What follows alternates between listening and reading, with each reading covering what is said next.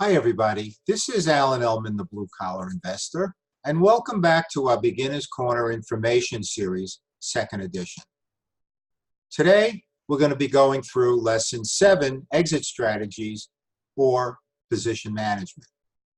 You'll recall there are three required skills for mastering the strategy of covered call writing. First, stock selection, then option selection, and now position management. Now, Lesson 7 is going to give you an overview of all the exit strategy opportunities we have. The details are found in my books and DVD programs, but I do want to give you an idea of the amount of control we have with our covered call positions in terms of mitigating losses and enhancing gains. Now, what I do is I take a look at the events that may cause us to execute an exit strategy. When might these opportunities arise? And they fall into four categories. Number one, the price of the stock declines. That, of course, is the enemy for covered call writers. What do we do? How can we mitigate, and can we turn losses into gains? And the answer is that we could do plenty, and sometimes, yes, we can turn losses into gains. What if the price of the stock rises substantially? Can we make even more money than a maximum return? Once again, the answer is yes. What if it's Expiration Friday or around Expiration Friday? The strike is in the money. We don't want to give up our shares. Or we may feel like it benefit us to use them again in the next month. Can we avoid assignment? Once again, yes, we can. And finally, avoiding dividend X dates is a way of avoiding early assignment, because dividend X dates is the main reason for early assignment. And how we do that is detailed again in my books and DVDs. So I divide up exit strategy opportunities into two time frames. First, prior to Expiration Friday, or in the first half of the contract, and later on we'll be getting into on or near Expiration Friday exit strategies. And these strategies include rolling down, which is buying back the current option and selling another one at a lower strike price. Hitting a double, which is buying back the current option, waiting for the price of the stock to rebound, and then sell the same option a second time.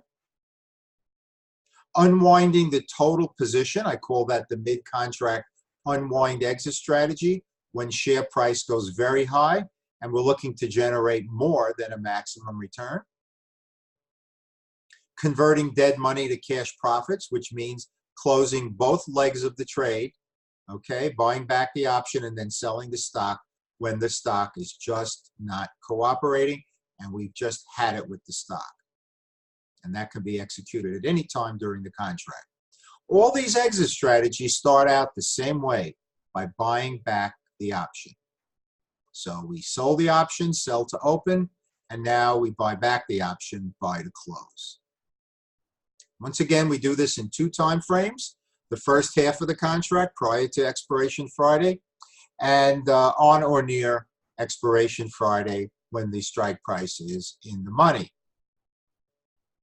Now, it's important to have a look at the chart of an option's time value, because as you could see, it's not linear, it's not in a straight line, but rather logarithmic in nature. So at the beginning of the contract, the time value of an option starts to erode away very slowly.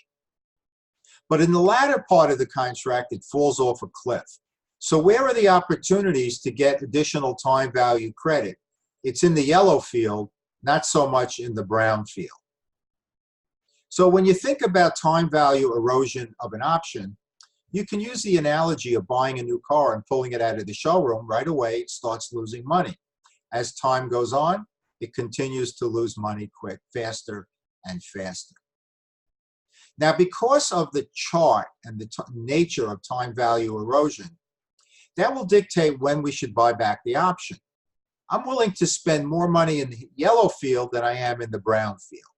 So I'm willing to buy back the option for 20% of what I generated when the premium was sold in the first half of the contract, but I'm only willing to spend 10% in the second half of the contract.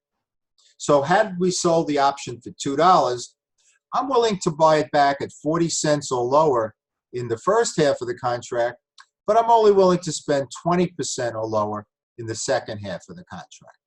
And we can actually automate this. Once we sell the option for $2, we can immediately execute an instruction to our broker to buy it back at 40 cents and then change it to 20 cents in the second half of the contract. And so that will tell us when to buy back the option. Now, hitting a double is a strategy where we sell the option. As you can see, it was sold with the price of the stock uptrending over here.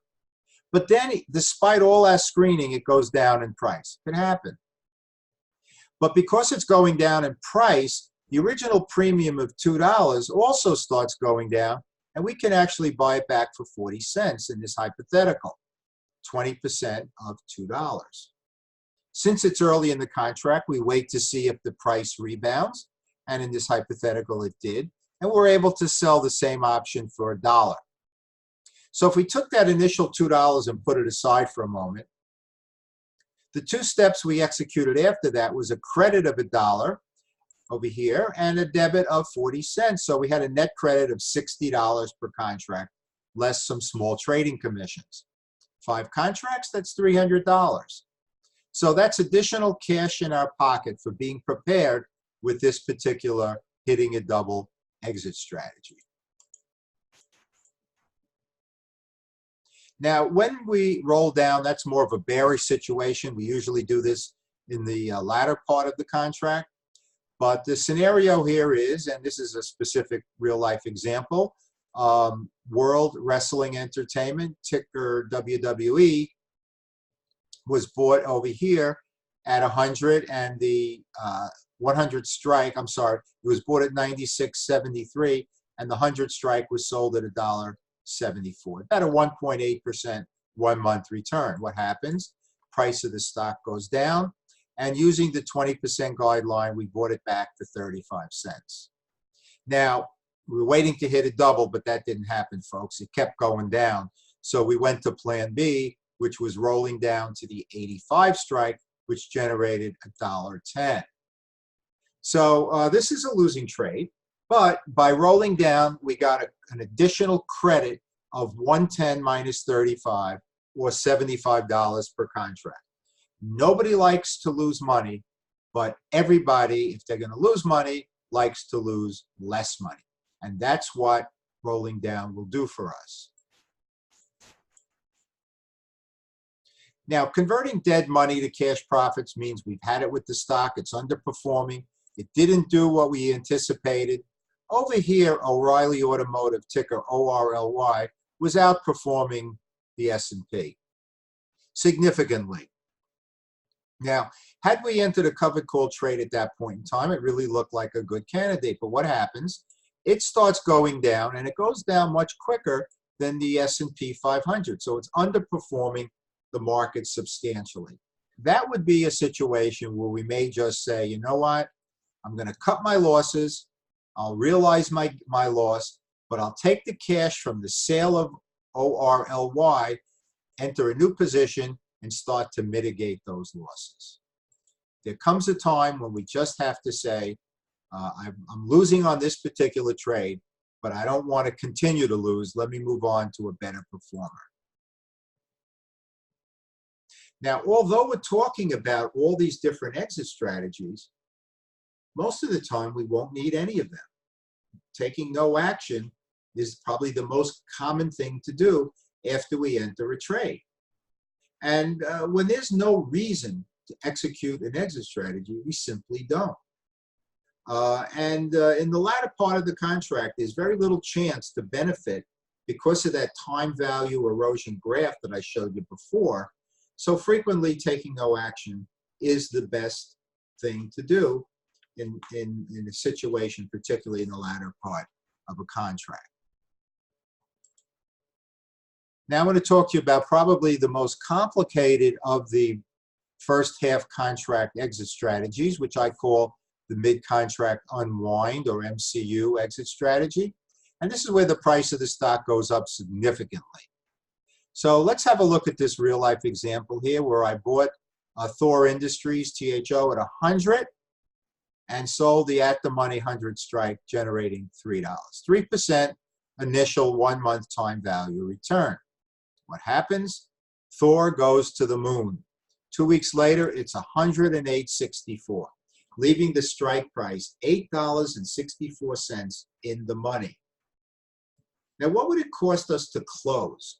Well, at the time, the bid-ask spread was $6.30 to $9. So let's use $9 as the example. Is it really costing us $9? I'm going to make a case that it isn't. When we sold the 100 strike, we generated a 1 month 3% return. Very nice. But we're willing to let our shares go for 100. They cannot be worth more than 100 with that $100 strike in place. That is what our shares are worth, 100. If we bought back the 100 strike for $9, yes, we're spending $9, but now our shares are not restricted in value by that 100 strike, so they're actually worth 108.64. So we have a debit of 9 on the option side, but we have a credit of 8.64 on the stock side. So net, we have a debit of only 36 cents per share. What about stocks that gap down? So unexpected bad news comes out, and it causes the price to move down such that it goes from one point to the other where there's no actual trading in between. It's a gap down. Most common cause for gap downs is earnings, and we're avoiding earnings, so that won't cause. But bad news can rear its ugly head really at any time. So we go to finviz.com or any reliable news resource on stocks, and we look for the reason. If it's not egregious, let's say it's just one analyst downgrade or something like that, we may want to hold on to it. We're still bullish on the stock. We take a look. After the gap down, what happened? Did the price stabilize, or is it continuing to go down? If it is, we may want to just cut our losses. If it's starting to move sideways, if it's moving in lockstep with the S&P 500, or even doing better, we may want to hang on to it. So we roll down to a lower strike, but that strike, if we're still bullish on the stock, should be out of the money, so we could benefit both from option premium and share appreciation from current market value up to the strike price. So we sell out of the money call options, and we do that by buying back the current option and rolling down to an out of the money strike. Just to show you an example of what a gap down looks like, you could see here that Blue Coat Systems went from 29 to 22, and we looked at it, we still liked it, so we rolled down to the 25 strike, and we just kept doing that, avoiding earnings reports. We still managed to mitigate a lot of those losses. So again, when there's a gap down, we still like the underlying security. After evaluating the cause of the gap down, we can roll down to out of the money strikes. Okay, so that was the first time frame in the first half of the contract. Now, in the latter part of the contract, we have situations where the strike might be in the money, lower than current market value, and we still want to hang on to our stock. Still can generate good income for us in the next month. We make sure that, of course, that there's no earnings report coming out, because we never sell an option with an upcoming earnings report. So we have a look at our possibilities here, and one of them is rolling out, and that's, for example, we buy back the November 50 and sell the December 60.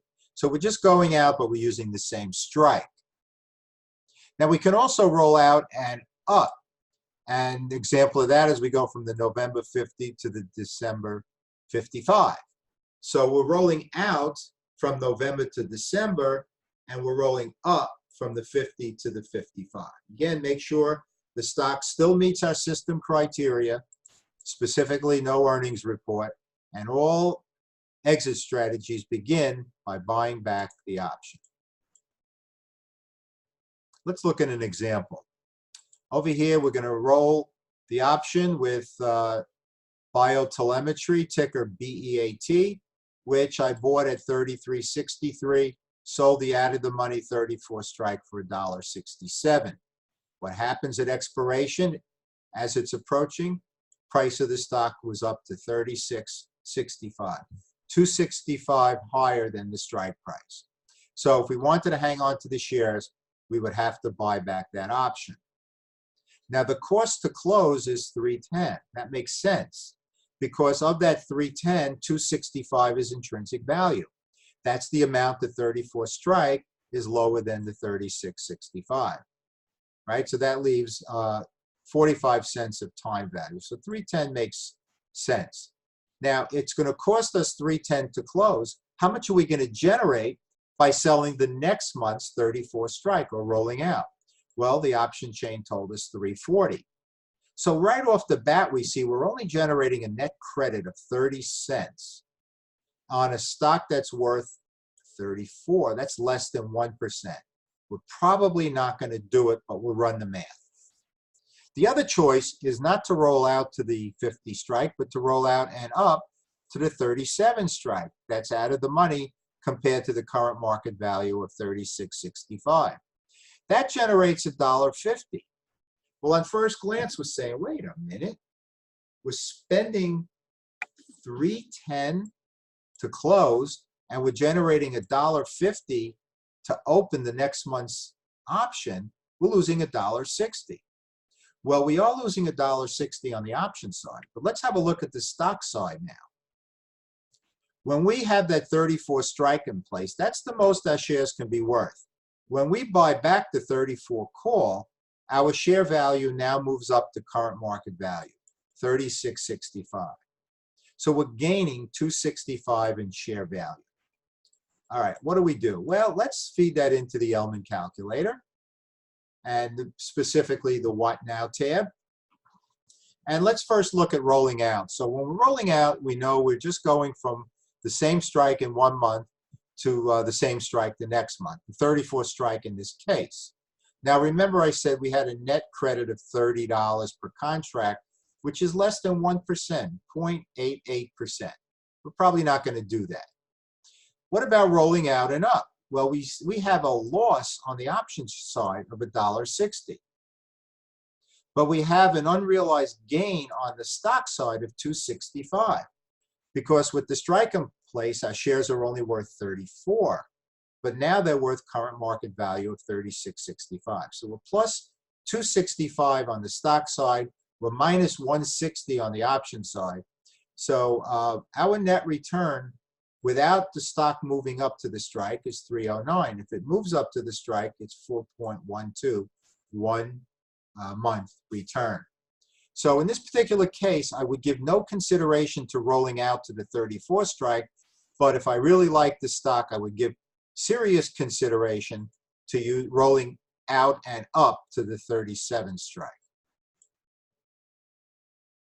Let's summarize. Exit strategies are essential to maximize profit. It is the third required skill. It is what's going to separate us from all other covered call writers. We must be prepared to take advantage of all exit strategy opportunities, whether it's in the first half or in the latter part of a contract. Using the 20%, 10% guidelines for declining stocks is critical, and we can even automate that process. And that takes care of position management lesson 7. In the next lesson, we're going to put it all together. We're going to review the entire step-by-step process for mastering covered call writing, and I will highlight for you other resources that you can use that will go into the details that will help you become an elite covered call writer. So I hope you enjoyed lesson 7. It's so important in using the strategy of covered call writing.